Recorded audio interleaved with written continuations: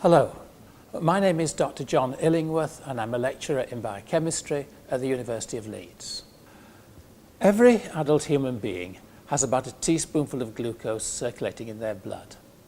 This may not sound very much, but it is essential for life. If there were less than, say, half a teaspoonful, then that person could lose consciousness and die.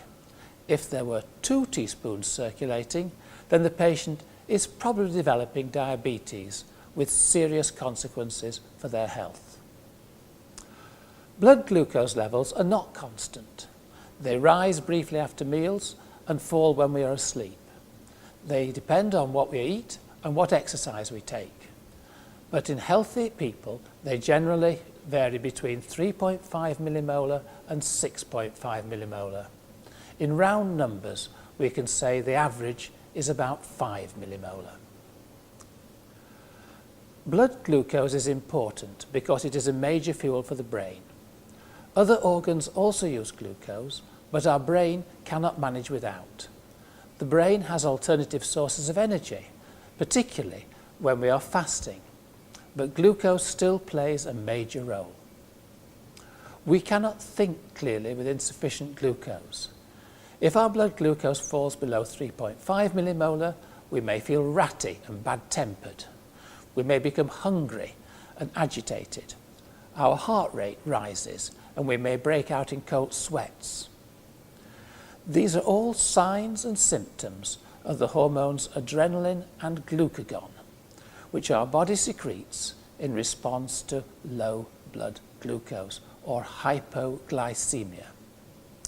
This is the medical term for low sugar in the blood. Americans say epinephrine instead of adrenaline because of a trademark dispute. Normally, adrenaline and glucagon pull things round, so our blood glucose remains in the normal range. But if, for some reason, they failed and our blood glucose continued to drop, then we would lose consciousness, fall into a coma, and possibly die. High blood glucose is called hyperglycemia, which has slower but equally serious effects. In the short term, we might see little difference, but if our blood glucose rises much above 10 millimolar, then it exceeds the capacity of our kidneys to recover the glucose filtered into our urine. Our kidneys are no longer able to cope with excess sugar, and we start to urinate uncontrollably. Excessive urination is often the first symptom of diabetes, unless it is detected earlier by laboratory tests. Excessive rises in blood glucose are normally prevented by the hormone insulin, which is secreted by the beta cells in our pancreas. The pancreas has many other functions, such as secreting digestive enzymes into the gut. So the beta cells, which secrete insulin, and the alpha cells, which secrete glucagon, are gathered together into little colonies called pancreatic islets, or islets of Langerhans, after the man who discovered them in 1869. There are 2 main types of diabetes. Type 1 diabetes accounts for 10% of cases and is most common in early adolescence, when a virus infection provokes the body into destroying its own islet tissue. Type 1 patients always need insulin injections.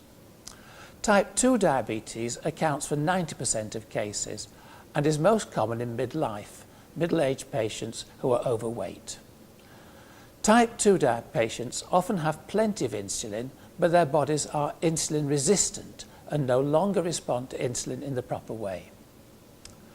Diabetes is our most common endocrine disease.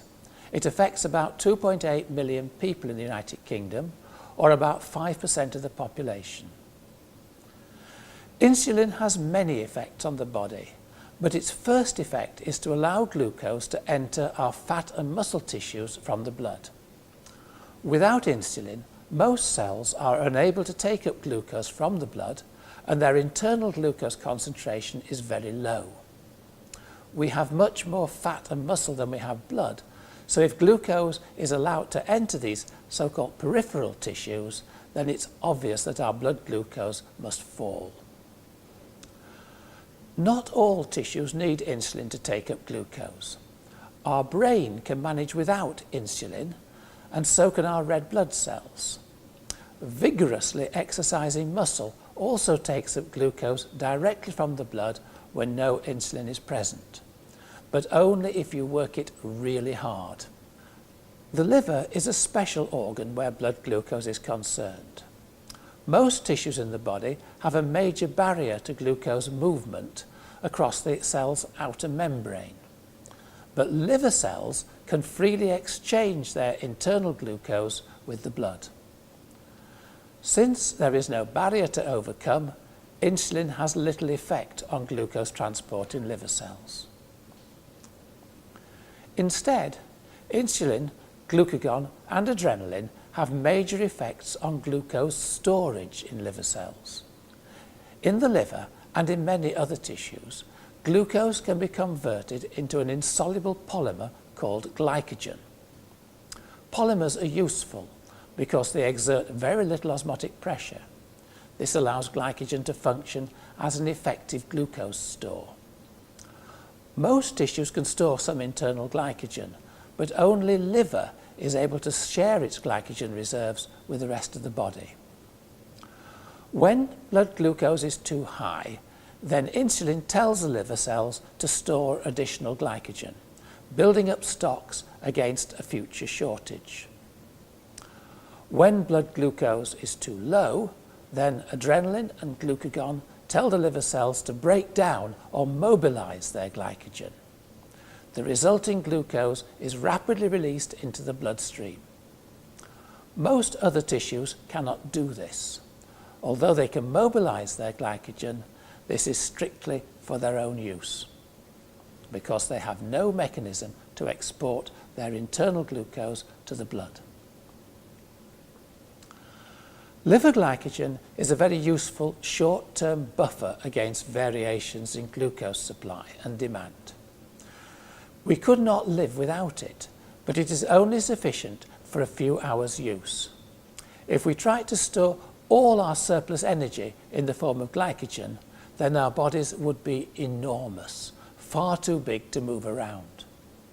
Glycogen is very similar to the starch which we find in plants. In fact, glycogen used to be called animal starch. The problem with both glycogen and starch is that in life they are wet and soggy. They tend to hold on to water, so they occupy a lot of room. Living organisms need more concentrated stores of energy, and this need is met by fats. Oils and fats pack in around 10 times more energy than carbohydrates like glucose, glycogen and starch.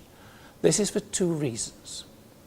First of all, fats contain much less oxygen and more hydrogen than carbohydrates, so that each gram of fat releases roughly double the energy we get from carbohydrates when they are oxidized or burned.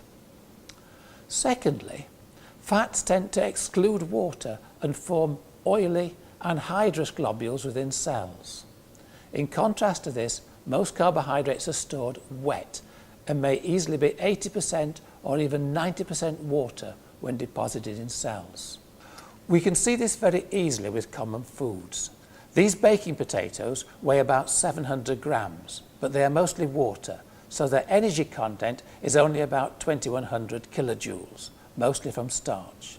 In contrast, the knob of butter on the top weighs only 70 grams, but it is 80% fat, so it contains almost exactly the same amount of energy as the potatoes, which are 10 times as big.